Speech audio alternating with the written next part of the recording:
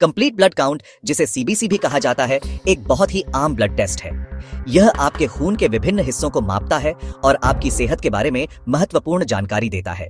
CBC के मुख्य घटक, main components of CBC. CBC test में मुख्य रूप से इन चीजों की जांच की जाती है। 8. रेड ब्लड सेल्स, लाल रक्त कोशिकाएं।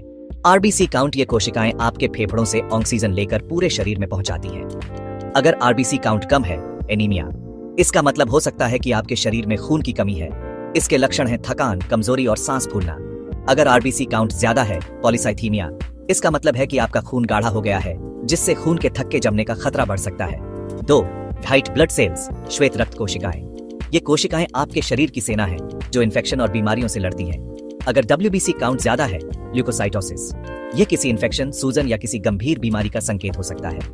अगर डब्ल्यूबीसी काउंट कम है, ल्यूकोपेनिया, इसका मतलब है कि आपके शरीर की बीमारियों से लड़ने की क्षमता कम हो गई है, जिससे आप जल्दी बीमार पड़ सकते हैं। व्हाइट ब्लड सेल्स के भी कई प्रकार होते हैं, जैसे न्यूट्रोफिल, लिम्फोसाइट, मोनोसाइट, योसिनोफिल और बेसोफिल, जिनकी जांच डिफरेंशियल काउंट में की जाती है। 3. हीमोग्लोबिन, यह रेड ब्लड सेल्स के अंदर पाया जाने वाला एक प्रोटीन है जिसमें आयरन होता है।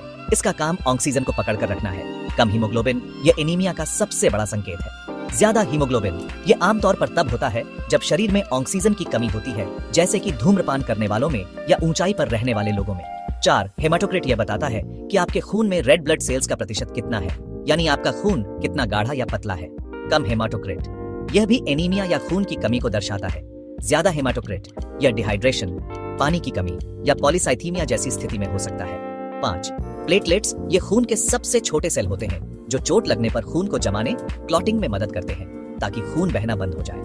अगर प्लेटलेट्स कम है, थ्रोम्बोसाइटोपेनिया, तो चोट लगने पर खून बहना आसानी से नहीं रुकता और शरीर पर नीले निशान पड़ सकते हैं। अगर प्लेटलेट्स ज्यादा है, थ्रोम्बोसाइटोसिस, तो खून के थक्के नसों में जम सकते हैं, जिससे दिल का दौरा या स्ट्रोक का खतरा बढ़ जाता है।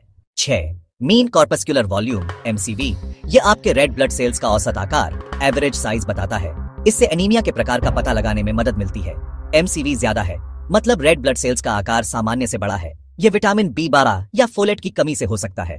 एमसीवी कम है, मतलब रेड ब्लड सेल्स का आकार छोटा है। यह आयरन की कमी वाले एनीमिया में होता है। 7. मीन कॉर्पस्कुलर हीमोग्लोबिन, MCH, यह बताता है कि औसतन एक रेड ब्लड सेल में कितना हीमोग्लोबिन है। 8. Mean corpuscular haemoglobin concentration, MCHC, यह बताता है कि एक रेड ब्लड सेल के अंदर हीमोग्लोबिन कितना घना, कॉन्सेंट्रेटेड है। MCH और MCHC दोनों मिलकर यह समझने में मदद करते हैं कि रेड ब्लड सेल्स ठीक से काम कर रहे हैं या नहीं और एनीमिया का कारण क्या हो सकता है।